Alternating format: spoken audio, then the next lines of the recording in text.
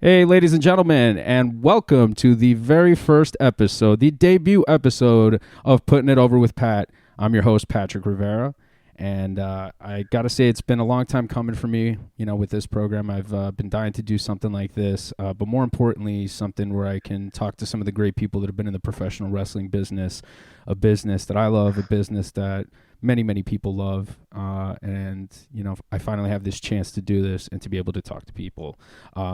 It's been a big week, a big weekend in professional wrestling this past weekend.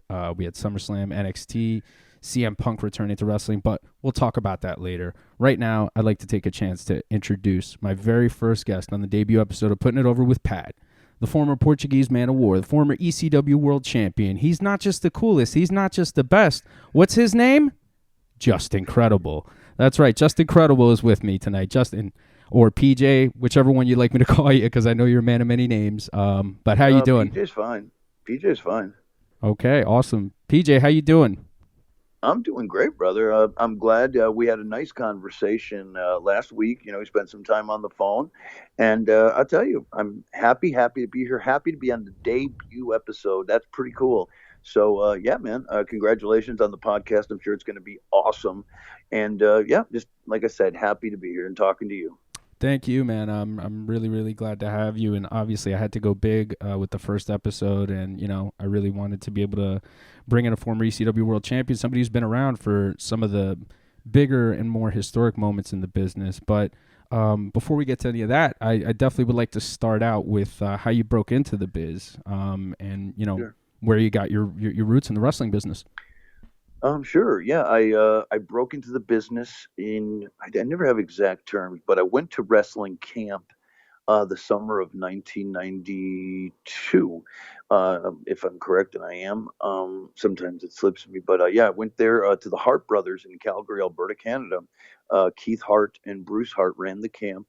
Lance Storm and Chris Jericho had gone through the year before and trained there as well. And Lance had stuck around because he's from Calgary originally and stuck around to be a trainer there. Because he was obviously really, really good. And, the Hearts were getting a bit older to teach us big high spots. So Lance the Hearts would be on the outside teaching, and Lance would be on the inside taking bumps with us and showing us proper form and stuff. So it was a great experience, man. Absolutely great. Wow, that sounds amazing. Did you ever have any in ring time with Stu at all, or did Stu come around? And No, no, I wish I did. I only met Stu afterwards, not when I was there for the training. It had changed. Stu was a bit older, and I'd never been to the original dungeon or anything like that. Mhm. But Keith Hart was the main Hart that was there. Bruce would come by as well, but Keith would actually get in the ring with you, once or twice a week. Not for a very long time, but he would get in there and shoot with you a little bit and roll around with you, And but like I said, Lance did the bulk of the inside work and the drop kicks and the arm bars and arm drags and anything with bumps he really took. Right, right. Now, was Stampede still running then, or were you able to do like matches with Stampede after you completed your training? Well, it wasn't Stampede. Stampede had gone out of business. I would like to say, I don't know exactly when, but they had gone out of business prior. But there was a company that was coming right back to wrestling. It was called to wrestling in the area. It wasn't done by the Hearts. It was done by a couple of other people in the Calgary area, and they actually, as a matter of fact, they used to run right across from the big Calgary Saddle Dome where they do pay-per-views, Raw and SmackDown. It's the major venue, Mm-hmm. and it was a company called Rocky Mountain Pro Wrestling. And basically, when I finished camp in the summer of '92, they kind of said, "Look, if you want to get your teeth cut in the wrestling business, go home for a bit and come up again when we start and do our first show." So I took that, you know, information, that knowledge that they gave me, and also the opportunity that they extended. I went back at home, worked for like 2 or 3 months, real quick to just earn as much money as I could to get another flight back to Calgary. And October 16th, 1992, for Calgary's Rocky Mountain Pro Wrestling, I had my first match ever on my 19th birthday against Brett Farrell, who was a previous, same year, same class, um, graduate of the Hart Brothers School. Wow, that's interesting. Yeah, So yeah, yep. He's so the one. It's funny. There, 12 guys and gals entered, and at the end of the Hart camp, only three were left. He was one of them, and this other kid, young kid, what was his name? Wilfred. Mhm. I still remember, weird name. Wilfred Baduke. He was the third. Wow, that's something. So did you guys just mainly get like guys from like the Northeast and all throughout Canada that would go there? Because I mean, did Montreal kind of had a wrestling scene at that time too, right? They did. Yeah, they certainly did. And there were names out there. I think a lot of us, the gentleman that I had in my first match, he had a really good physique, and he was a decent worker. He still wrestles to this day as Big Daddy Hammer in the Ontario area. But what I was trying to get at is he was from Thunder Bay, Ontario, which was it's funny, but I guess a lot of people want to travel that distance, as like myself, to the Hearts based on really solely on the name of it. I mean, it's the Hart brothers, Yeah, and absolutely. the name of Brett's and Owens, and of course, if you really follow wrestling, all the stuff in Stampede and Stu. So it really, I think a lot of people were willing to do the travel to train under those names. Like they still do today. Even though it's not necessarily the Hearts, but Lance has his academy, and he brings in wrestlers from all over the globe to train, and a lot of them to a lot of success. So that whatever they're doing in Calgary, I know now Lance runs his own camp, but it seems like the Calgary tradition seems to attract and produce some amazing wrestlers to this day. Absolutely. I mean, Lance was one of the guys when I was, getting into wrestling and training. He was the guy that my cousin and I would constantly study. His bumping, just his movement, everything that he did, it was just really smooth, really fluid. I mean, he really made stuff look easy. Um, Yeah, he and really did. he had that kind of talent. So how long after this did you start doing work with WWE? Did it start out kind of like on the enhancement work Yep. level?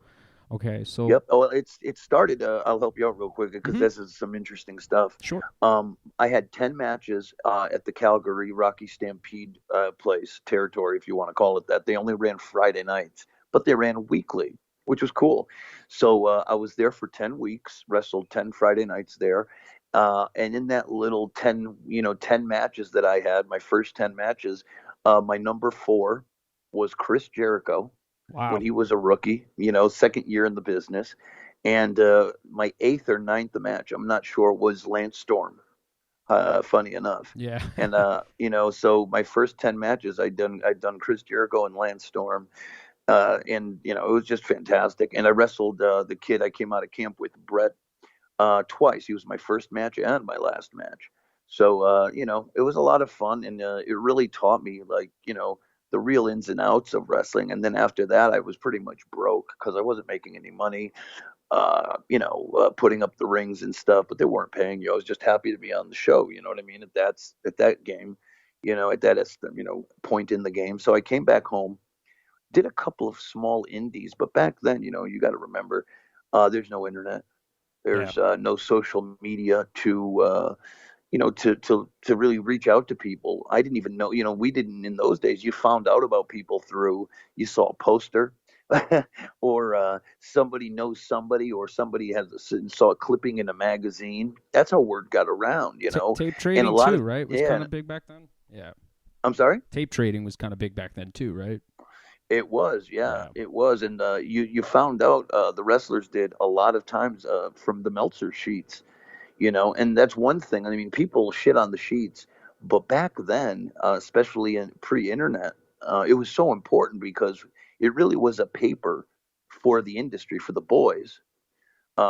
Only, during around the Attitude Era did it really start to blow up. And what you would have is smart marks and fans that would actually get the newsletters, because for many, many years, the sheets were meant for people in the business, and they would give, ways to contact promoters. And, you could see like this and such promoter is wrestling, Meltzer would do the, the reporting and say, hey, this guy runs in this territory, he runs in New York, so you see who to get a hold of in New York, Right. and so forth. So really, it was a newsletter for the men and women in the business to kind of connect. Who took tapes and requested work. One guy was in Puerto Rico. I knew a contact in Japan that was always, or you just went through Meltzer himself. Right. Because Dave, if you called him up and say, hey, Dave, I started in the business. I'm from Calgary or trained in Calgary. Do you know anybody on the East Coast that do you have any promoters' names? Yeah, this guy runs every couple times a month, whatever, a couple times a month. This one does this. So I did a couple of shows in Massachusetts, and one time the WWF back then was what they were called. They had a house show in Connecticut, which is where I'm from. And I went to the house show, just kind of, got back there. Back then, it wasn't a lot of security. They, if you were one of the boys, they'd just let you in. Um, and Tony Gurria, he was the agent, is what we called him. I guess now they're called producers. Yeah. He met me there, and I'm like, hey, Mr. Gurria, my name is PJ Walker. I told him that was my name. He goes, I was trained by the Hearts in Calgary. I got, gave him my resume, so to speak. And you were taught by the Hearts, always bring your bag with your gear. And, you always say, I'm here if you need me. If somebody doesn't show up, a flight's canceled, which does happen more than you would imagine. Um, I'm here if you need me. Okay, great. He waited around. Well, doesn't look like we need you, but you're more than welcome to watch the show. Awesome. So I watched the whole show backstage with the rest of the boys, shook hands with some of the guys and stuff. Mm-hmm. At the end, I went to thank him, great show, whatever. And he goes, well, in a coming month or so, we're starting a new program from Manhattan called Monday Night Raw. And we're going to be needing people to go down there and work as enhancement talent. If you're interested, give me your number and I'll give you a call. So I gave him my number. Lo and behold, a couple of weeks later, I got booked for Monday Night Raw to wrestle the narcissist Lex Luger. Nice. So, because I lived so close to where they were going to be taping, a lot of times they would be bringing in guys from the Carolinas or Virginias or so forth. I'm right here. You don't have to fly me in. Right. And that was a big sort of being in the right place at the right time, is how I got my foot in the door early on. That's great. I remember, a lot of those, like they would do like those matches like on Saturday on like Superstars, and you'd see like the Hardys, like when they were Yeah. kids, like so yeah, that like you were mentioning, a lot of the guys from the Carolinas, and it must have been convenient, Yep. Because you're a Northeast guy, so hey, bring you right in, you can, Yep. do what you got to do. So from there, where did the Portuguese Man of War gimmick come about? I mean, did you sign shortly after, or what basically kind of happened that led to that? Okay. I was doing the PJ Walker stuff more and more. Obviously, if they like your work, this was around the time of the steroid trial as well. So Vince McMahon was really saving money by doing a lot of shows close to the office here in Stamford, Connecticut, and which of course he's doing a lot of shows around Connecticut, around his home base to keep things cheaper. Massachusetts, New Hampshire, Pennsylvania, Jersey, New York, that area. And I was constantly on every TV taping for the most part, which was great work. I mean, I was making $150 a night, wrestling Monday, Tuesdays, and Wednesdays sometimes, because one day you did Monday Night Raw on Monday, Tuesday you did WWE or WWF Superstars, that was the name at the time, and on Wednesdays you'd tape WWF Challenge. So those were all the TV dates, and then like you'd have the 1 week or 2 weeks off depending. So I was getting a lot of luck and a lot of bookings because of that. So real quick, I'll tell this story, which is how I got the job. Um, they needed somebody to bump around in Stamford at the warehouse with someone. They needed to work with someone, and they needed an extra to come in and work with Mark Calloway, aka the Undertaker, and somebody they were bringing in to work as the fake Taker, Brian Lee. So I go in to work with Mark and Brian. It was just three of us in the warehouse where the WWE keeps their rings, their trucks, all their coffins and lighting and all that bullshit, those sets.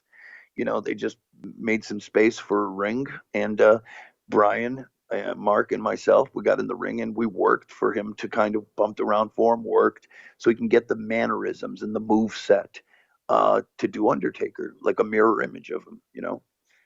So everything's going great. On Friday, I was told by Tony Garea, bring your gear. We want to see everything in gear. So I was told to put my gear on, wrestling boots, wrestling tights, because we were working out in shorts, all of us, in tank tops, so we're all geared up. Brian Lee's got the Undertaker gear. So I found out Vince McMahon and Pat Patterson walked down. So Vince and Pat are here, and they want to see a full dressed rehearsal. So Brian Lee, I'm in they do the intros. I'm already in the ring. And somebody else is kind of just pretending he's a ring announcer. And here comes the Undertaker. The music from a boombox hits, and there's Brian Lee with the hat and the whole thing, makeup, everything, taking the slow walk.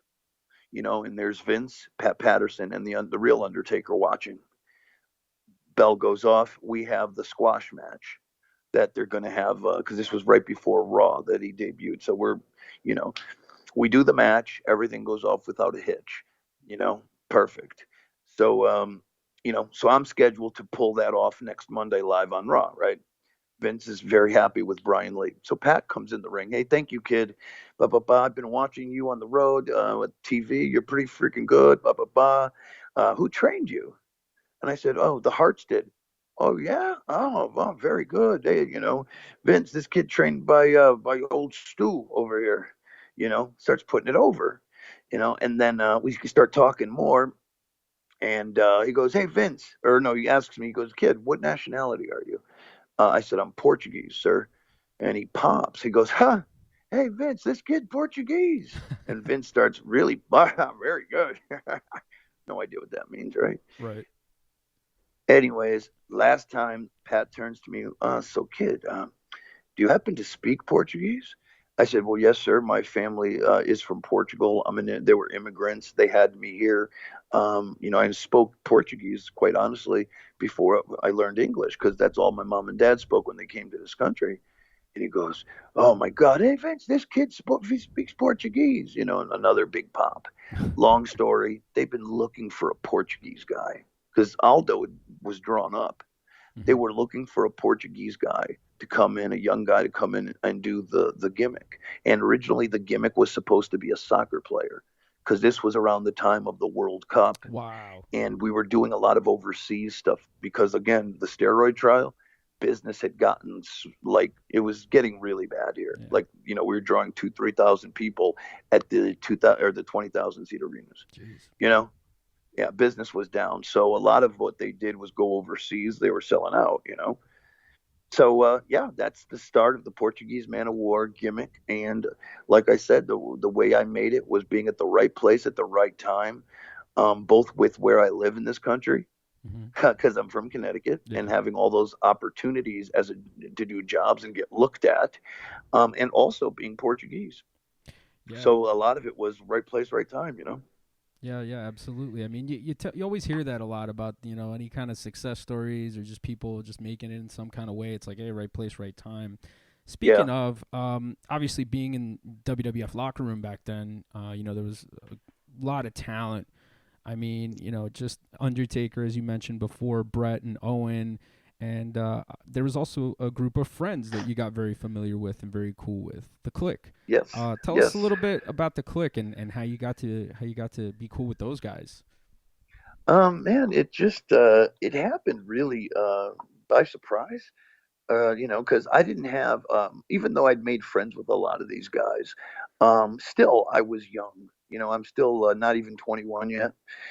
From the time I broke into the business and had my first match, I'm approaching 21, but still I'm, very young. Barely, I think I turned 21 when I was already Aldo. But long story short, I couldn't rent cars. So the first ever house show I go on, it's somewhere in the Midwest, or not even, I don't even know, somewhere around, I think we were in Ohio. And I'll never forget it. We get our plane tickets and we get the booking sheet, But I get to the airport and I figured there'd be somebody there to take me. Like, so I look around, I'm like, I can't rent a car because back then you had to be, I think, 24 and you have to have a credit card and all of this stuff. Well, I had a license. I had the money, but I didn't have my own credit card. I think I had one of my dad's, so I couldn't rent a car. So I went with Tony Gurria, Chief Jay Strongbow, and I think Rene Goulet, the agents that were, producing the matches. So I get there, whatever, talking to Razor Ramon. So he's always been friendly. He goes, so, blah, blah, blah, you liking this? I'm like, yeah, man, this is awesome. My first set of shows outside of TV. He goes, who you traveling with? I said, with Tony Gurria, Chief Jay Strongbow, and Rene Goulet. He goes, I said, what? He goes, bro, you're going to get so much heat traveling with the office. Everybody's going to think you're a stooge. I'm like, okay. Because Brooklyn Brawler used to travel with Pat Patterson and some other guys. And he was known as a big office stooge. That's why Brooklyn Brawler was there for like 20 years. Right. You know what I mean? Right. Seriously, he was a big stooge. So he goes, all right. He goes, from now on, you're coming with me, puss. So literally from that moment, Razor and I, because I guess Kev and those guys, Kevin I don't think was even in yet. He might have been already, but they were, it was basically how I got into hanging out with those guys, because on those shows too, those B towns, it was like at a high school or some shit. We were still running high schools. You wouldn't, the A team like Sean would be on the one big house, and Hunter isn't even with the company yet. 1-2-3 Kid would be on the other side of town. So it was just 1-2-3 Kid, myself, Shawn Michaels, and Razor. Right. And it was pretty cool. And that's how I really got brought in by those guys. Wow, that must have been amazing. I mean, because for that period, I mean, those guys were definitely some of the top performers there. I mean, Shawn and Razor, obviously, their epic rivalry. I mean, the matches they produced, WrestleMania and SummerSlam. You had mentioned before that, like you guys weren't really drawing big house, and obviously you were wrestling in the high school back then. What was the overall general sentiment in the locker room at that time about the house? And did they have like faith that eventually it would kick back up, or like? Yeah, I think everybody was always in belief. I think it was definitely a transitional thing where they were trying to put the belt on the right guy. I know that they had the belt that they had it on Brett, and then Brett in a feud lost it to Bob Backlund. And I remember Brett doing a pretty decent job with the belt. I think it was like the Lex Luger debacle happened like with Yoko when he slammed him, and Yoko had it, and Lex had him at SummerSlam but couldn't beat Yoko. So the position of the top guy contending for the title was really low at the time. So they were trying to throw the belt around. So at this time, Bob Backlund had it, and which he got from Brett. So this was really bringing the houses down. And so Kevin and Shawn Diesel and Shawn Michaels had a run with the tag team titles. And that's when Vince told Kev they're going to split him and Shawn up and, put the big belt on Kev. Right. And that's kind of what things really started to do to, they believed enough in Kevin as the big man to draw. And it started to get better. It started to really slowly get better. A lot of people say Kevin didn't draw. I was there. I think his title run was better than people give it credit for as far as growing it. And even though Shawn then eventually got the belt back from Brett at that classic WrestleMania 12, where he came down, from the arena with the thing. The rafters. Yeah, I was, when he did that and got the belt, it was like the Attitude Era was starting to happen. Right. You know what I mean? Yeah. And then what really helped them when people don't understand, and people thought it was a death sentence, when Kevin left and Scott left for WCW, that's when things started to change a bit because Vince knew he was going to have to come at them with a lot more because they were being so much more outside of the box, and where WWF was still putting out gimmicks like Aldo, right, Mantar, Duke the Dumpster, the Goon, stuff like that. Yeah. So I mean, yeah, I mean, I get what you're saying in that regard. I mean, so as far as like Brett and Sean goes, I mean, did you kind of see like the seeds being planted for their heat, like, or was there heat? I mean, what Oh what yeah. what was it like with them? Oh yeah. Yeah, right.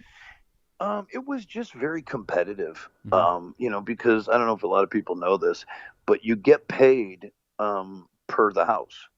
That's why the house mattered so much. Is none of us back then, were under guaranteed money. Oh So wow. you got paid upon where you are on the card. So if you're main event, you're getting paid the most, and it trickles down, right? So let's say you're at the Garden, and the Garden does $150,000 in ticket sales. The main event of the Garden, which could be, let's say, Shawn Michaels and Bret Hart, Mm-hmm. they draw 150 grand. They get the big cut. They probably get 10 grand, 20 grand for a piece for that house, which is a huge chunk, right? Right. Of that 150. So then it trickles down to the rest of the boys. Then the semi-main event might get 5 or 6 grand a piece. I mean, I've been there. I semi-main evented with the Hardys, at the Garden in 2001. I think I made 7,000 or 7,500 a piece, me and Pac. Wow. So and then opening match would get maybe a grand. So that's how they trickle that down. You know what I mean? Mm-hmm. And then of course Vince takes his cut and expenses come out of that. But that's why it meant so much. Like if we're drawing, we're winning in the pocketbook. Yeah. So the boys could tell if somebody's over. Mm-hmm. And the guy who was making the most money at the time was Taker. Because even the early years of Taker, 96, 97, when he was doing coffin matches with Yoko and stuff, he was still probably the best paid guy. Wow. At the time, you know what I mean? But only Taker only then was probably making close to 700,000. Wow. Which is a lot of money, Yeah. but it wasn't making the big bucks. And then when Kevin and Scott left for all that guaranteed money, then guys wanted to all jump because guaranteed money was never a thing in the WWE. So that's when it started to have, Brett jumping over. It just started a whole bunch of like, Yeah. so, I can go over there and make $1 million a year guaranteed, no matter what, if I'm injured or not. You're not making money if you're injured in the WWE. You get your royalties, but you're not getting that every night headlining a show or whatever. Right. Absolutely. So Taker, I mean, like he must have commanded like that respect. Did he always have that aura to him back then in the locker room, like as a locker room leader? Oh, big time. Yeah. I mean, Mark was super cool. He wasn't a dick at all. I mean, everybody loved Mark. Mm-hmm. Regardless of what faction or clique of guys, everybody had respect for him. Everybody. I don't think there's a lot of people that have a bad thing to say about Mark that I would know. Right. Everybody was always respectful because Mark was a respectful dude. He treated everybody like he wanted to be treated. Mark was very genuine. He was an honorable dude. If he said he was going to do something, as far as be there for you, very safe to do shit in the ring with, he was always, take care of you, never stiff you at all. So he was a man's man, an honorable guy. But he expected the same back, and he got it. For the most part, that's how we became such a leader, is because everybody just respected him, respected his hustle too, because he was the hardest working guy in the company. Never taking a day off. The Gimmick got over to the point where, they needed him on every show, even when he broke his nose or his eye socket with Mabel and had to wear that mask for a little while, that protective mask, if you guys remember. His whole eye socket was crushed. Jeez. And he was still going out there, shouldn't be wrestling, but going against doctor's orders so Vince doesn't lose out on having Taker and one of the main draws. And in Mark's mind, and he said this too, he goes, if I'm out, not only do I lose the money, goes, but the houses are going to go down where I'm letting the company down. Wow. Because if he goes out, let's say they lose 1,000 to 2,000 people that weekend because he's not there. Well, guess what? The boys lose that money too, because the major draws there or isn't there. You know what I'm saying? Right. So he always felt very responsible and very, very honorable to the brand and to the boy, to everybody. He was just a class act. That's why Yeah. nobody talks shit about him, because there's nothing bad to talk about. Oh, absolutely. You I know? mean, he seems like one of those guys that's respected in and out of the ring by fans and the boys alike. And Yeah. there's only one Oh yeah. Undertaker, and there only will be one Undertaker. But before we move on, I know you had mentioned it before, and obviously in your time with the Hart family, do you have any Owen Hart rib stories? Because I mean, Owen was known as quite the prankster. Yeah. I mean, I just had, I mean, I had a lot of them, but one that he would always do to me and to many others, and it was harmless, but like, you'd be on the road and, you'd be flying to some town, after an all night flight, 6 hours, 7 hours, you'd fly into London, and all you want to do is get to your room and crash.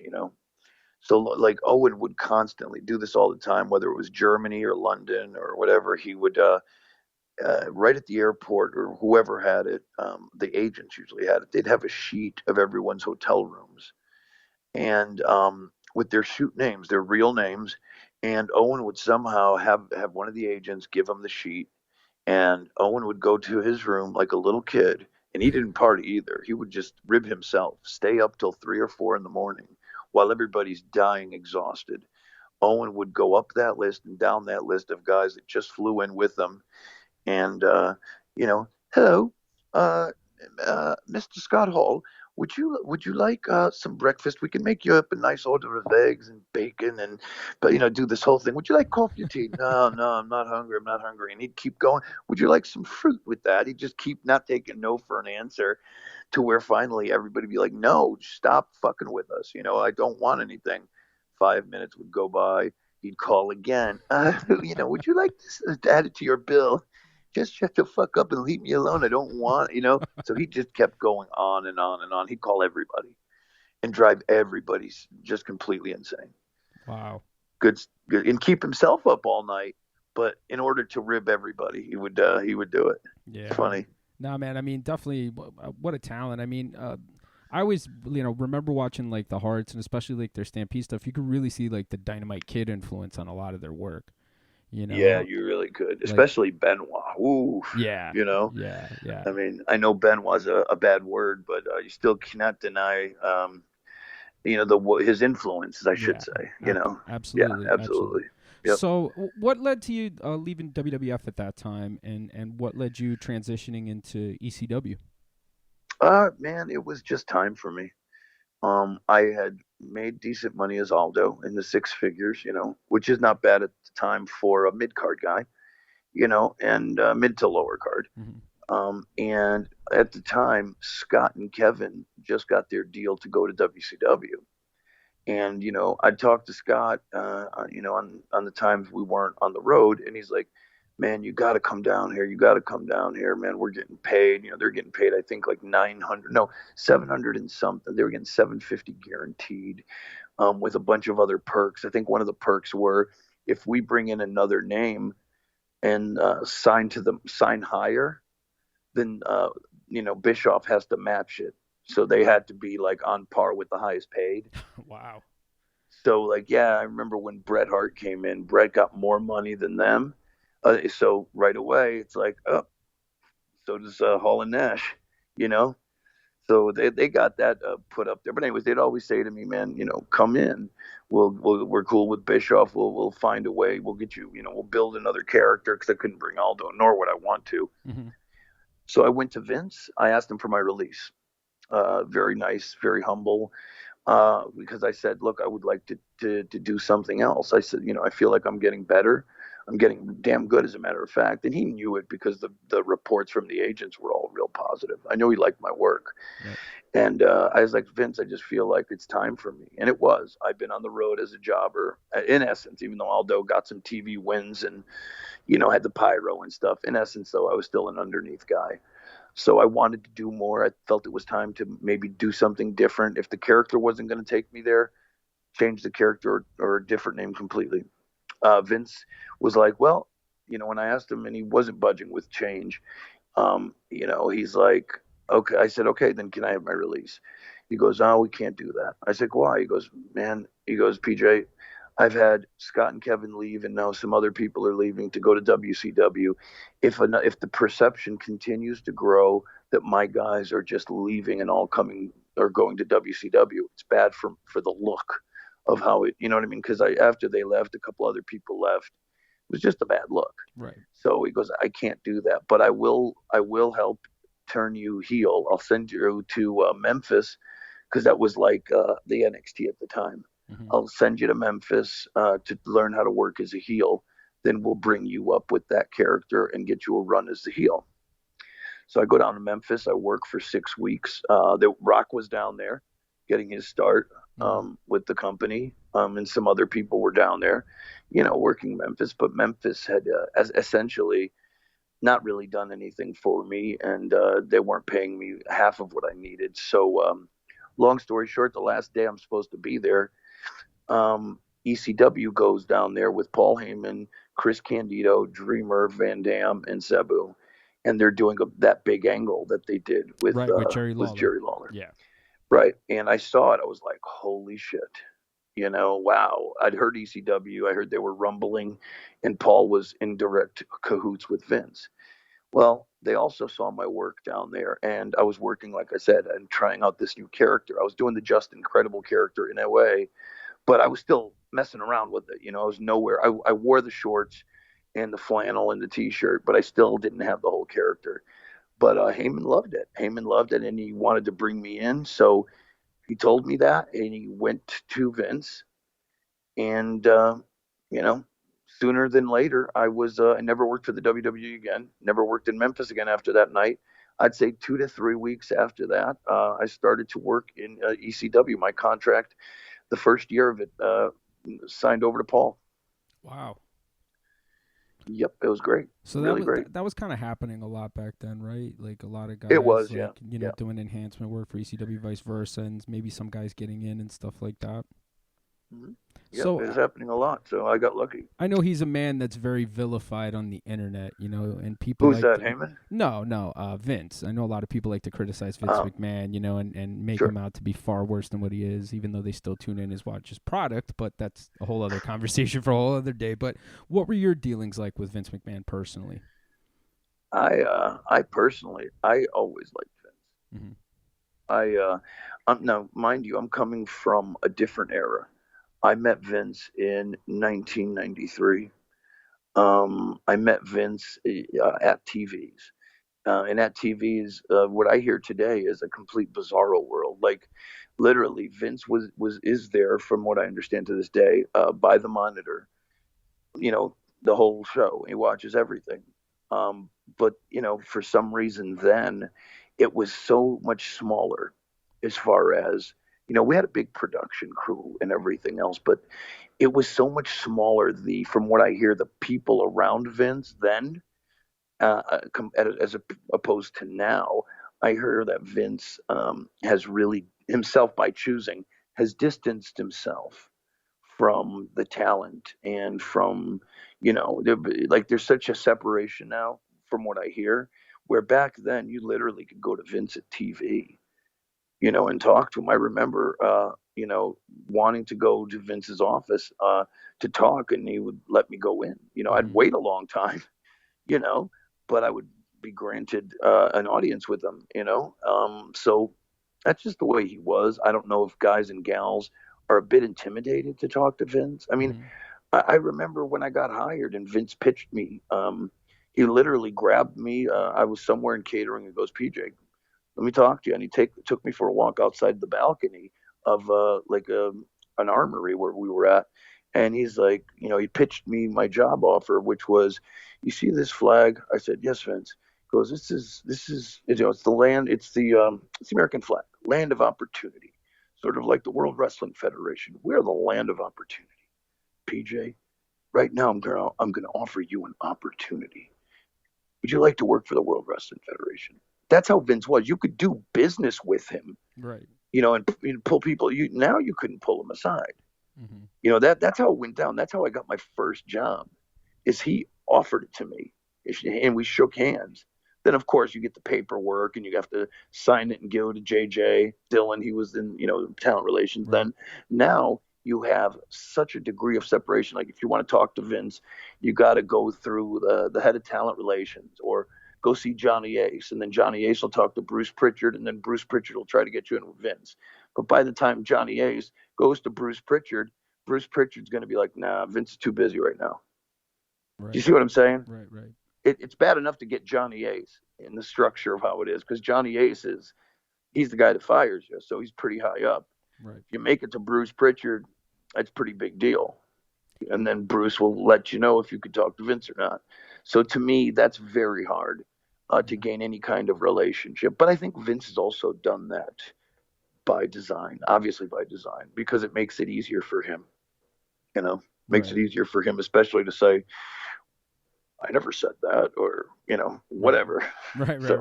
Yeah. Do you think a lot of that has to do with like the scale of the company now, like how it's just much, much bigger than it was back then? Perhaps, yeah. Yeah. Perhaps, Okay. but I don't know, man. I mean, by this time they already had Titan Towers. I mean, they had everything they have now. The WWE already had WrestleManias in front of 90,000 people. So I don't know. I just think it was a way of Vince just really kind of, I don't know, making himself bigger than, I don't know, he is. Because that's half the aura now, is getting in to talk to Vince. Where if you listen to the Kevin Nash story, if Vince was bringing you in those days, he would have you come into his house. He'd fly you into Stamford and have you sit down at his house. Like I remember Vince's limo driver and Vince's secretary, Beth.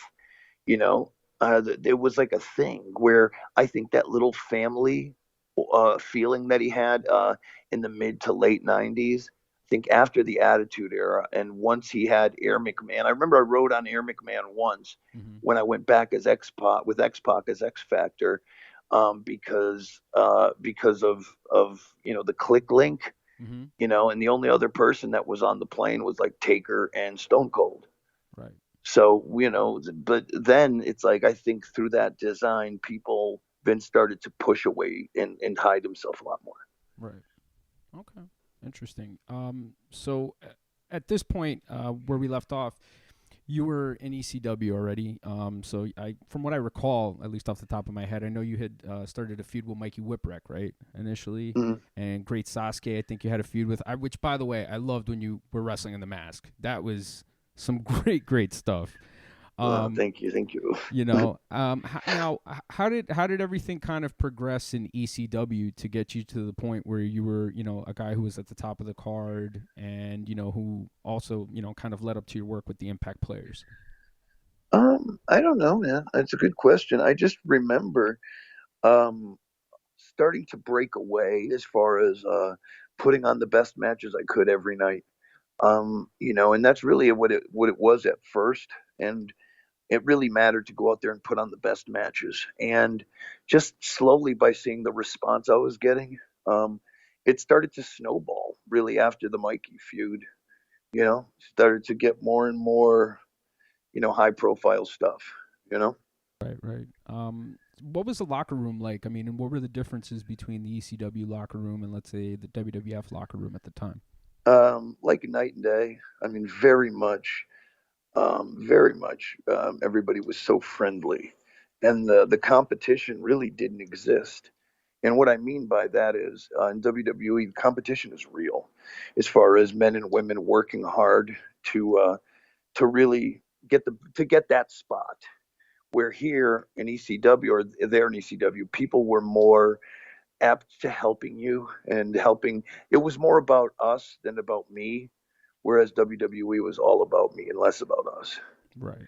Because Paul really grasped that, and it's like, we all need to be in this together for it to work. The individualistic goals aren't how we're going to win. The product, he basically made the product is what's going to get over, instead of the individual. Of course, the individual helps, like Taz is an individual, Van Dam is an individual, Sabu, Sandman, etc. But it was really the product of ECW, like, got over. You could interchange top guys, right? Sandman, Van Dam, whatever, Taz. but it was ECW as a whole. So that's how Paul ran it, really. Not one guy got too big when it's always just about ECW. Right. Right. What were the fans like? I mean, that must have been like such a change for you to go from like WWF fans. And granted, there's some places where WWF would work, let's say like New York, Chicago, Philly, where it's like you kind of get a little bit of that. But I mean, what was it like, in like the ECW arena and a lot of those places, and how was it different? Oh man, it was just amazing. They were part of the show, you know. They were so loud and so into everything. I mean, they really were like the last, the next piece of the puzzle. We made them a part of the show, and they just made themselves so important to our thing. Then it became, just like everything else, became part of us. Like with Al Snow and the Heads, and they were just, and then they figured out that this is what ECW does when they tour. So to every town we would go to, they would want to do the same as they saw on TV, and when we did it in Philly. So you know what I mean? It would catch on, and then all the other fans from around the country would do that too. Yeah. So it was pretty cool. Yeah, I mean, I remember going to some of the old ECW shows, and just the atmosphere was incredible, and it was Yeah, and really and was. you guys as performers seem to like feed off of it and really seem Of to like course. work into it and just lean into it, and like the fans just ate it up. So it was definitely something really special. Where did you come up with the name Just Incredible? Because I gotta say, it's one of the coolest fucking names ever. Like as far as it I, goes as a I wrestling name. actually, I actually didn't come up with the name. Really? One of the wrestlers came up with the name. He wrestled under the name Wild Bill Wiles. Yes. Um, Yes. Okay. okay, Wild Bill saw that name, like that, Justin, first name Justin, last name Credible, on a bumper sticker, and he got the name and a gimmick, and he pitched it to Paul that way, Mm-hmm. and Paul was like, "Huh." He goes, "I absolutely love the name." He goes, "But that's not what I envisioned for you." He goes, "I got something for you." And he did. He goes, "But that name and that character, I wanted to, not necessarily the name and a character, but the name and a cocky heel." Mm-hmm. So he saw me as the cocky heel, give him that name that could really make a cocky heel, Right. calling myself Justin, last name Credible. So, he paid Wild Bill like $500 or something at that time to take the gimmick and to put it on me. So, Wow. yes, I wish I could take credit. I probably could now all these years, but I'd be lying. Paul Heyman got it from Wild Bill. Wow, that's awesome. I Hmm. remember you had the Singapore Cane too. That was a big part of your gimmick, and obviously you Yep. had yeah. Now was that kind of more like heat towards Sandman, or did you kind of like capitalize on the Michael Fay thing and all that stuff that was going on in Uh, the news? that Michael, whatever his name, that thing Yeah. was given. Sandman was given the stick because of that. Oh wow. Okay. Yeah, I took the stick from Sandman Mm-hmm. in an angle. He was leaving for WCW, and so in essence, I put out Sandman by caning him like a million times. So kind of like what Sandman did to first get the stick, Mm-hmm. I did it as his death. Like I kind of buried him, or the gimmick when he left. So then I became even my name and everything. That's when I took up the moniker Hardcore Icon Yeah. and kind of not ripped off, but became the new Sandman in a way. Mm-hmm. Did you So yeah, that's how that happened. did you ever think about going to WCW at any point in time during that time, like when all those guys were kind of exiting, or did you get an Um, offer? Was there anything concrete or yeah, anything? I definitely thought about it, but not very seriously. To be honest, I I thought about it, but Paul really he matched pay. Towards the end, especially my last year, I was making $300,000, not $300,000, $3,000 a week, which is 150,000. And I was wrestling, twice a week. So wrestling 8 times a month, that's not that much. And getting to be a top guy, right there in the last couple of years, I had action figures. I was on a video game, 2 video games, as a matter of fact, came out. Mm-hmm. All kinds of cool stuff. We were on national TV for a while. So things were happening. So to me, I'd rather bet on the company that bet on me. So, I knew that I was going to be world champion. Right. And I thought that, because WCW had always also had a bad reputation. Shane Douglas was there. And he kind of, I think, regretted leaving. Sandman went there for a heartbeat. Like I said, when I left, when I beat him and he left, I beat him for his gimmick. He then came back. Lights went on and off during a me Huge match or pop. me promo, and he made his debut, his re-debut Yeah. from WCW. So I'd heard a lot of horror stories as far as, look, the money's great, but the storylines are the shits. It's almost better that if you go there for a year, take their money and come back, Mm-hmm. which a Yeah. lot of guys did.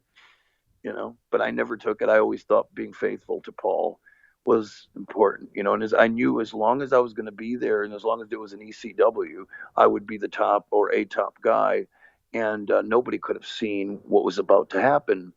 Right. But ECW went out of business because of all the bad business deals that kind of accumulated. Because I remember the last ever shows we did were the 2 pay-per-views in New York. Both of them sold out, standing room only of Yeah. over 3,500 fans at the Hammerstein Ballroom. Both were huge successes. It wasn't that the fans were still wanting to come. It was the fact that through the years, Paul was always, he was making all the money to pay off bad interest debts that happened in the beginning of the promotion. Right. When they weren't making that kind of money. And I think Paul, too, went out of business because he was paying so much money in such a big roster, because he had to use that money and to prevent guys from leaving. He didn't want to lose Van Dam to WCW, so he overpaid on all of those guys. I know Rob was making close to four grand a month, or a month. I always say that a week, which is close to 200,000. It is $200,000 a year, but he's not going to stay. Or unless he gets something like that, you know what I mean? Or else, fuck it, Right. I'm going to go to WCW and get that. Right. Right. So that's what kind of made him have to pay these prices to compete. Wow. Yeah, I mean, I could certainly understand that. Looking back on your time in ECW, between being world champion, teaming with Lance Storm, obviously you had the Impact Players faction, with Jason, with Don Marie, which Jason was just hilarious. I mean, I love that the dude said he was from Europe, the whole continent. Yeah. Like that was just like Yeah. great little stuff like that. What's your fondest memory of ECW? In terms of everything that you've accomplished there, looking back. I really loved my world title reign. It was a very, very, how should I say it? Just a great. I think I had the belt for 5 months, 5 months complete, 5 months. And I know it's a work, and I tell everybody this all the time. But my biggest dream was to be on top, and I got to be on top, even though the ECW was like the third major promotion. There was the WWF, there was WCW, and at times towards the end, when I was champion, we were out drawing them. Because Nitro was drawing a couple thousand people, paid at least. Mm-hmm. I don't know how many free tickets they gave out, but we were like, remember AWA? Yeah. Yeah. We were the AWA, right? Mm-hmm. We were the third promotion, Right. and I was the third in line. I was the third world champion in North America. Mm-hmm. There was always, like, in the old days, there was Hulk Hogan, Ric Flair, and like Nick Bockwinkel. That was the AWA champion. So I got to be on top for the third biggest promotion in the world. Got to be champion and really understood and had fun with drawing money. Right. Drawing main eventing how many pay-per-views, really getting to understand what it takes to be a main event guy, and then to be in that position to where you just get a huge understanding for the business and a respect. Right. And I night after night, I went out there with the thing, like, I always wanted to be Flair. And if I'm main eventing, I'm going to have the best match of the night. And I remember Gabe Sapolsky, who ended up, he works in creative in the WWE, or did. He was had Evolve for a while, and then he ended up going work with WWE. Mm-hmm. Yeah, and I remember he was the first booker for Ring of Honor. I remember him saying in a publication that because he was on the road with RF Video at the time, Hmm. he was at every single house show, and he said, "Just incredible." Has probably had the best title run out of anybody as far as every night and every town wrestling the best match of on the house shows. As far as string of great matches. And I took it like that. I'm like, no matter how many people, if we're in Virginia with 500 people, or if we're in New York City with 5,000 people, I went out there and I had that 5-star match or whatever, the best match of the card or that I could and I took a lot of pleasure in that. It's like, you know what? Might not have been the WWF, but I was up there doing the best I could at this time. Very proud of it to this day. No, absolutely, and you should be. I mean, it was a great title run, and Very few people get to have one if you think about it. How many yeah, world champions? Not a lot. no, I mean, I'm sure we're in the hundreds, but still, yeah, if you really look, and I'd like to get that number, how many real world champions they've been as far as the WWF, the NWA slash when it came to WCW, and to this day, like how many world champions have there been? I guarantee you, it's probably under 100. yeah. It's If you, definitely if not that I'm many. curious, I'm gonna check that out now. It's definitely not that many. I mean, I gotta say, like being in the crowd and seeing you work back then, we talked about it before, but like one of the biggest things was like everything you did, you made it feel important. You know what I mean? Right? Even the Yeah. little things, even when you'd bump some dude, and then you'd set up a chair in the corner, and then like dude would start beating you up, and you guys would work. That chair would come back into play later on in the match, and the chair felt Of important, and course. all that stuff felt Yeah. important. So like all those little things, I felt really really added to your work and everything you did in ECW. I used to Mm. I mean, dude, you used to get so much heat. You used to get so much heat. It was Yes. fucking great. I mean, I remember the Justin asshole chants, like all Yeah. that stuff. Oh, Yeah. great stuff. So, yeah. It was a lot of fun, and you learned. That's what I loved about it. I was really getting to perfect the craft, and I never got an opportunity before ECW or since, Mhm. because when I went back to the WWF, I had some good matches. Like I said, I got to main or semi-main event the Hardys at the Garden, Mhm. and I had some little moments here or there, but nothing along the lines of that. So I just really appreciated that fun and Yeah. having to work with those guys. It was so effortless. Yeah. It was so much fun. Speaking of WWF, so how did ECW folding and them going out of business? How did that kind of lead into you going into back to WWF? But also, were you a part of the invasion angle? I mean, how did the idea kind of come about? Well, I knew WWE or ECW was done. Although Paul had not let us know. I was Paul's right hand man, so I thought he would tell me everything. He didn't, or Dreamer, or any of the top guys that should have known. So once Paul hadn't paid me in a couple of months, I said, "Screw this," contract null and void, dude. I'm not a rocket scientist to know you haven't paid me in a while. That means breach. And so I called Jim Ross. Jim Ross and I come up with a 3-year contract, and it's to be kept hush hush until I debut at the Meadowlands, um, like maybe a couple of weeks before the uh, the whatchamacallit, the invasion, before WCW officially went under. So, anyways, I'm about. It's like 3 o'clock. I'm supposed to be at the building for 1 o'clock. I got stuck in traffic. My cell phone rings, um, and I pick it up, and Heyman's like, "Huh, first day, your first day back, you're already late." And I haven't talked to Paul, right, about going there. I just did it. So I'm like, "What are you talking about?" He goes, "Huh, I'm at the building. I'm debuting tonight. You're not here." I'm like, Wow. motherfucker. Like, here I felt bad for a while, for a couple of weeks, thinking, man, I fucked Paul, I fucked ECW, and he was debuting before me. Wow.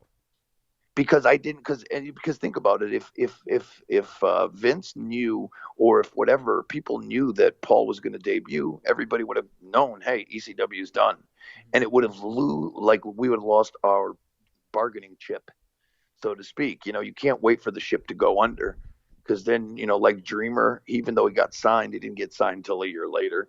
Jerry Lynn, same thing. A bunch of people didn't get signed for another year. So I was like, fuck that. I'm getting signed before ECW is officially, so I barely made the cut. Barely. Wow. And I got lucky. Yeah. Do you have any like ill will towards Paul, or any kind of hold any hard feelings towards him because of how things ended? Deep down inside, I think I do. I have a lot of resentments. But like if I see him or anything, and I've said this publicly, I mean, I really don't have. I mean, I don't sit at home thinking about fucking scumbag. But deep down inside, I know that I was lied to too many times. And luckily it worked out for me, but it could not have. I just think he put me in way too much jeopardy to, what is he going to say? Like, oh, you're lucky you got out just fine. I did. But if I'd known, I may have taken a different route. See, what I regret is, the only thing I regret is like when Lance left, he left in, I don't know, let's say 2000, like May of 2000. Because I remember when I got the title, I defended it against him on his farewell match before he went to WCW. Right. I should have left then, because Lance ended up getting a 3-year contract for, I think it was 150, 220, and 275 or something like that. So that's 3 years. Even though WCW, they worked for a whole nother year after that. So he worked like a year out of that deal and then got paid in full for the remaining 3 years of his contract. So he got all that money. He got about $700,000 out of that. So to this day, Lance got all that WCW money for him not being a mark. And wow. I didn't get that money, and at least I got the title, but still I would have rather the $700,000. Yeah. Because of that $700,000, he was at home. Right, he worked for a year of nitros and shit, but then again, he stayed at home, got a couple $100,000 in the mail every year, and got to reset his body, not get injured, buy a house and pay for it.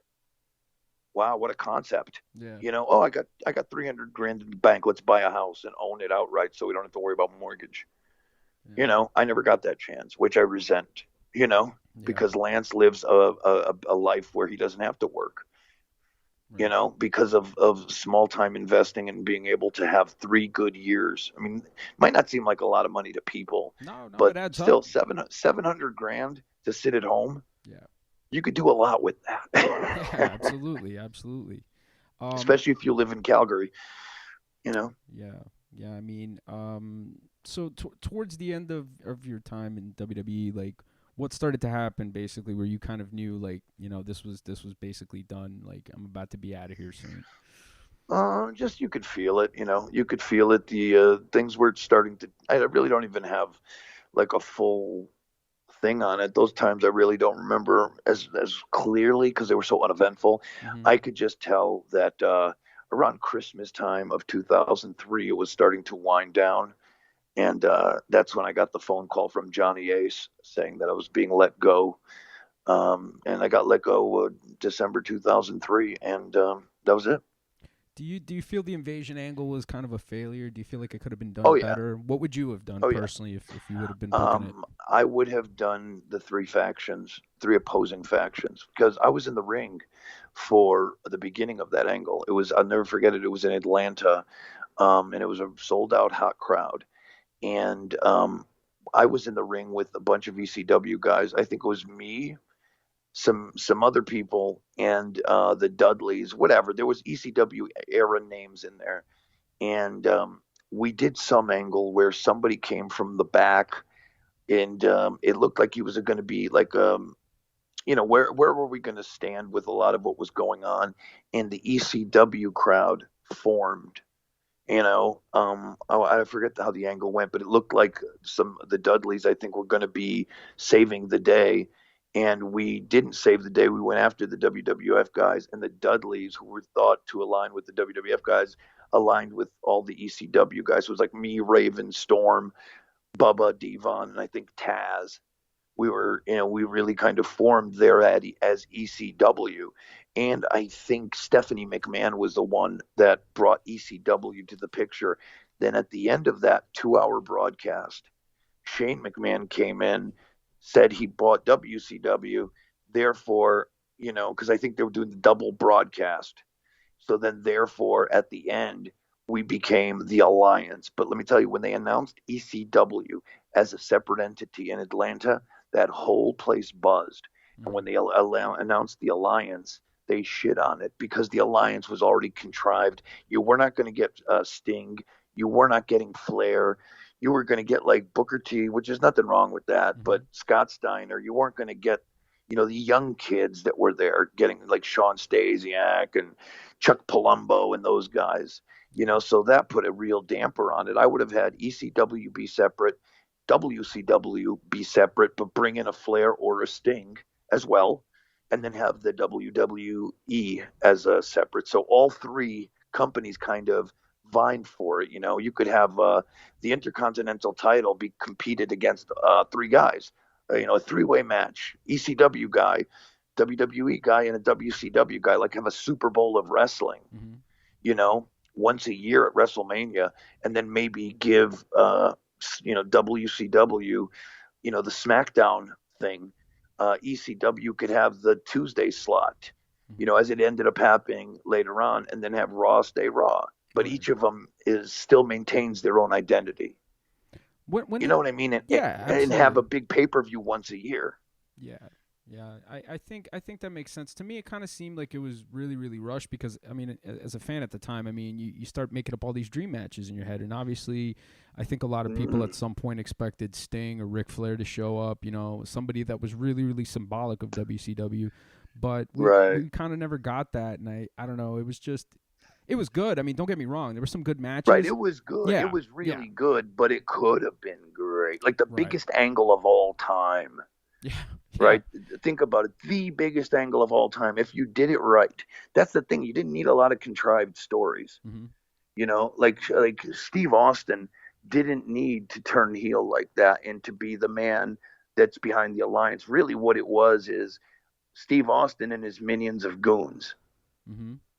It was horrible. Like I remember doing all these pre-tapes and all these skits where we're in the ring and Steve just kind of cutting us all up and we're just behind him as he's talking. And I remember being on one episode where all of us were singing to Austin on his birthday or something like that, like Stephanie and everybody. She's taking the microphone and passing it along to people. We did so many of those stupid skits that it lost it. If people had just done it differently, I don't know. It could have worked totally different. We wanted to see, the Stings or Flairs of the WCW come in against the WWE guys. Right. That's what it would have made sense. If you're going to have it like that night, like, well, ECW's back, baby. Like, hey, Paul Heyman bought his piece, from somewhere, and so, from this one or that one. Like, remember how they played how Shane got this company and Stephanie had this. Every McMahon should have kept their half. That's the thing is Shane should have kept WCW, Vince obviously the WWE, and Stephanie should have had ECW because that's the way they originally, she bought it right off of Heyman or something. However that went. But we should have all stayed separate for a little while at least. Right. No, definitely. That's just me. No, definitely. I mean, hey, you know what? This is something that a lot of people talk about, honestly, because it was one of the biggest, could have been the absolute biggest storyline ever. And it's something that a lot of fans really like to look back upon and kind of armchair book. But how did the return of ECW come along, and when did you get contacted about coming back in regards for that? Sure. The original ECW came along because Rob Van. One of the news had come out. I wasn't there at the time. News had come out that one of the ECW DVDs just hit the marketplace. I don't remember which one it was, but I think it was Bloodsport ECW. Though that came out, and then the rise and fall of ECW came out. Those did blockbuster, like it beat Vince's all-time sales of DVDs. And they were, putting it over to everybody. And Vince or somebody had mentioned it to Van Dam in passing. That ECW is doing great. It sold, our best sales for DVDs. And Van Dam had mentioned to Vince, why don't we should really do an all ECW pay-per-view, or no, Van Dam didn't mention it. Vince just wanted to do a one-off based on the DVDs. So after the story makes sense. So after Mm-hmm. the first one night stand and getting back on top of the DVD sales being so great, the reaction, right, to the pay per view and the pay per view buy rates. I think it was like one of the biggest buy rates, period, besides WrestleMania. It Wow. was like better than like Backlash and all that stuff. It was like right there with like close to SummerSlam, Mm-hmm. whatever the number is. I could be wrong, but it was really out there, the buy rate. And that's when Van Dam said, you should just bring it back. He said it kind of to him as a joke, but not. And he brought it back for a second night. And then from the second one night stand, is when I knew I was getting a job. Other than that, I was just getting called up to do work. And in 2006, because I was at the 2005 one, at the 2006 one, I'd already been contracted. Because they already knew of splitting and going on the road and all that stuff. So that's how that happened. Right, right. So yeah, I mean, I remember being at Hammerstein Ballroom for you taking on CM Punk on CM Punk's debut. Did you know then that he had the ability to kind of become something big in the future? Did you see it in him, or was there still some Mm. work to be done there? Oh, there was. I saw the physical ability as far as his work in the ring. Really good, really crisp. Mm-hmm. Um, Knew he could work. Very kind guy. I saw it. Yeah, Mm-hmm. I saw it. Not too. I've never thought he would become as big as he was. 2011 when he came back and so forth. I mean, he really promo wise and everything else. He was just like But I mean, I could see it, but I never would have imagined Right. to go as far as he went. So shortly after that, ECW ended up folding again for the second time. Did they just kind of release you outright, or what did they No, do? I actually I stopped showing up. Oh wow. Yeah, I remember it being so bad because pay was so bad. We were on a $50,000 a year downside, and I had worked with Punk twice. They liked the first one so much they booked the second one, believe it or not. Mm-hmm. But either way, after that it was just all I just kept losing, losing, losing, and which I never really minded. But this was ECW, and it felt like I shouldn't be losing this much. It's going to really kill Just Incredible for the foreseeable future.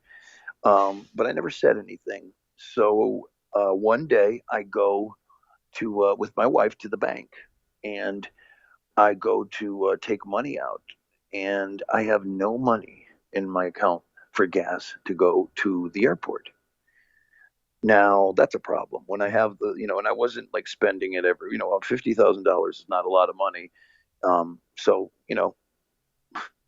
if you don't have, but the part about that is it's not that much money, but when you're on the road, I should say, paying your own you know, rental cars, hotel rooms, think about that. If I'm spending $500 in hotel rooms and rental cars and food, $1,000 a week for 52, you're spending 500 in expenses. So $500 a week is what that really goes down to, and you have to pay taxes on that.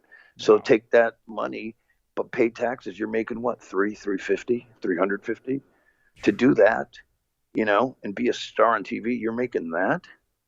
It wasn't just me; it was many of the other guys too. Mm-hmm. All of the guys really were all making the same bread. That's when I stopped showing up. Yeah. They finally got a hold of me. They sent me another ticket. Say, oh, we understand.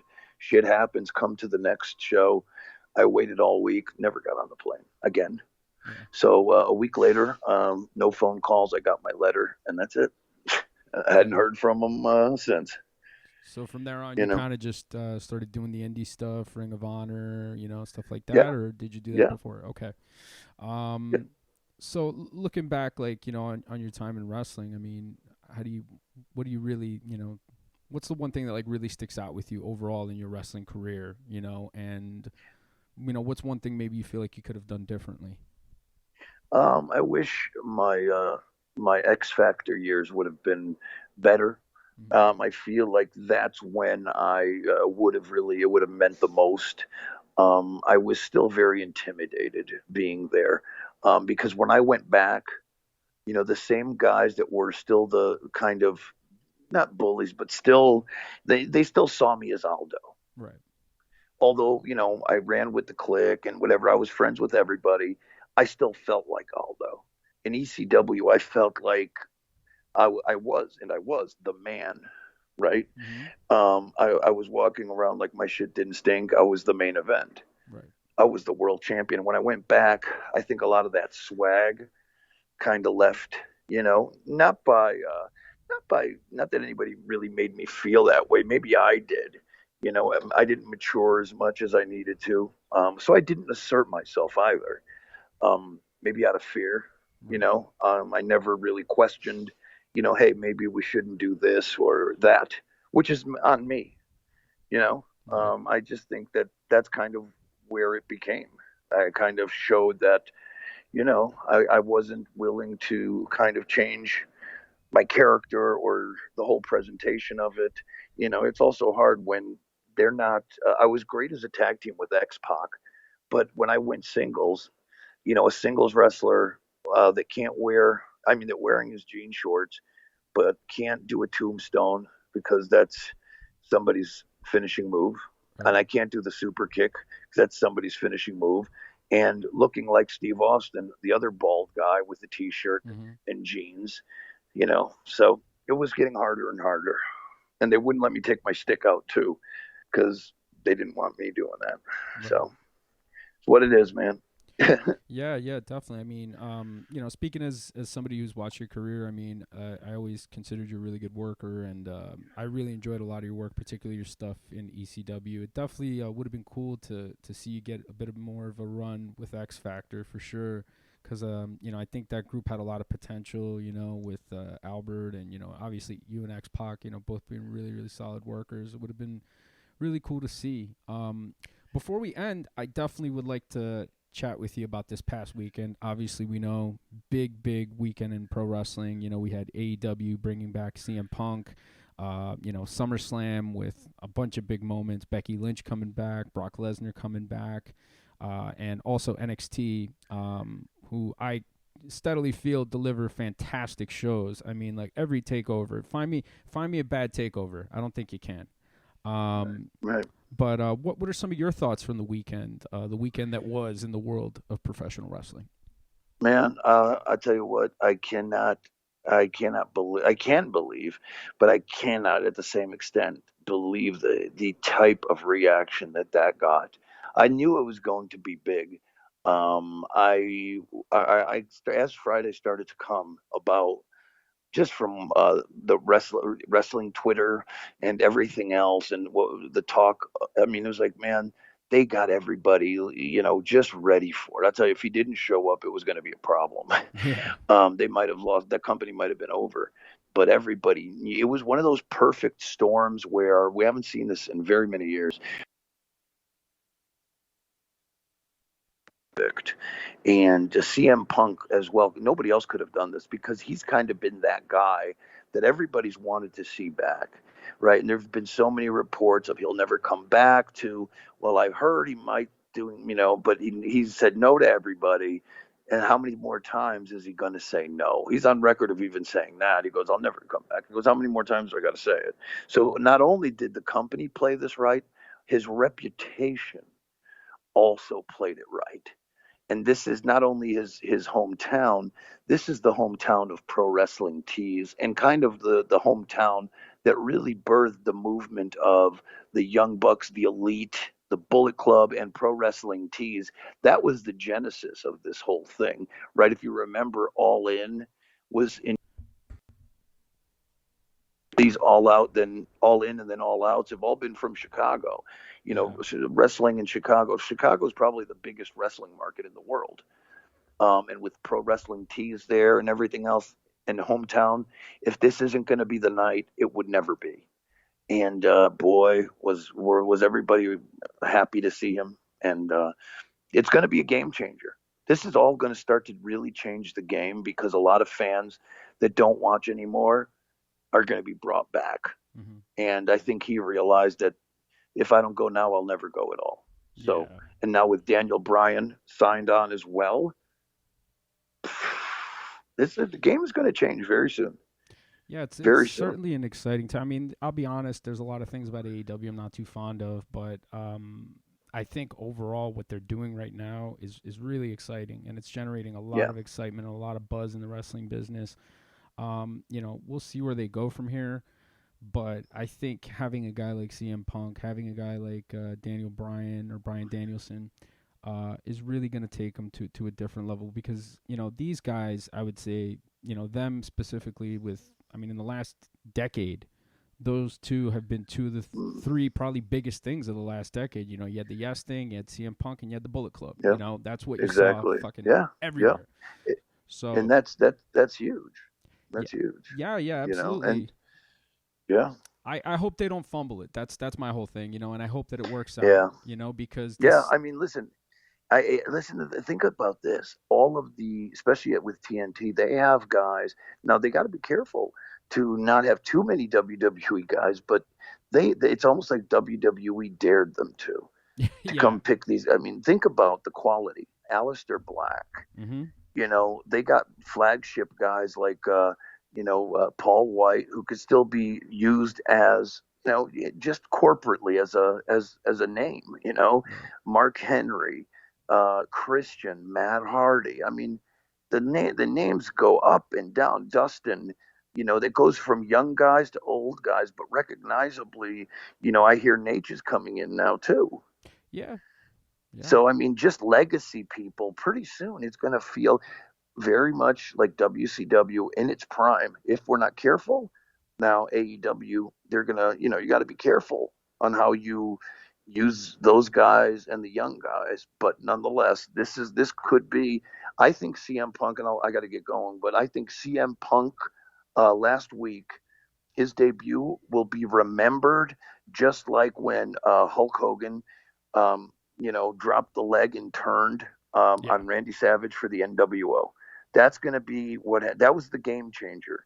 Just as the NWO was a game changer, that was that moment for AEW, and I think that will be the genesis of the new wrestling, not wars. I hate to say wars because you could definitely watch and love both, Right. but the wrestling renaissance.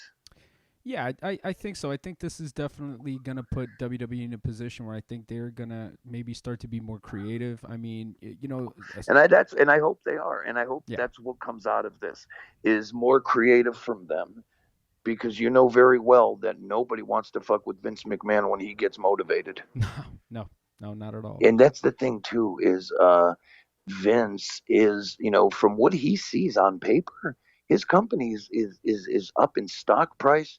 It's up financially because the companies are paying prime dollar for his live shows, regardless if the ratings are down. I mean, I think the only people that really care about ratings I think the marks care more than Yeah, everybody else because they're paying premium. I think they're happy with the numbers. Well, nobody's really happy with those numbers, but you know what I'm saying? Like the yeah. networks aren't going anywhere, so why should Vince change? They're a franchise. They're like fucking Kiss. You know what I mean? Like they're Right, like everybody right, knows who they are. Um, right. but definitely, They're it's global. They're a global thing, and Vince isn't going to freak out because the internet, is telling them. yeah, They're still yeah. putting 50,000 people into SummerSlam, so Oh yeah. you know, And they're building new so stars too. I mean, you got Riddle, you got Damian Priest, Roman's still doing what he's doing. You got all these guys that are just so the machine keeps going no matter what. oh no, and it always will, Yeah, and it always yeah. will. Yeah. So before I let you go, I just want to give you a chance. You want to plug anything or anything before we end this Um, great interview, man? yeah, no, thank you. Not really. Just follow me on both Twitter and Instagram at PJ Polacco. And of course, if you're interested in a t-shirt, please go to ProWrestlingTees.com/Just Incredible. I got 20 different t-shirts, Aldo Montoya, ECW era Justin, and some other Just Incredible shirts. Really cool. And that's one way to support wrestlers. Is to ProWrestlingTees.com. It's really cool, good shirts, and we get a good fair price. They only take a little bit, and like I said, support pro wrestling, support indie wrestling and wrestlers, because the t-shirts are how we really make money. So if you haven't gotten a tee, go up and grab one. They're $19.99 or something like that, and you're really helping out. So Mhm. That's it. Well, there you go, folks. You heard it there from PJ Polacco, a.k.a. Just Incredible. I'm going to be picking up a shirt myself, too, after this. Nice. Thank you, brother. Yeah, man. And really enjoyed having you on, man. Hopefully we can do this again. Oh, it's a pleasure, man. You've been so kind. Thank you for your kindness. You know what I mean? Man. That really helped. Nah, man. Thank you, man. Thank you. I really, really appreciate this. I look forward to talking to you in the future. And we'll be back with another episode soon of Putting It Over with Pat. Take care, everybody. Have a good one. Bye.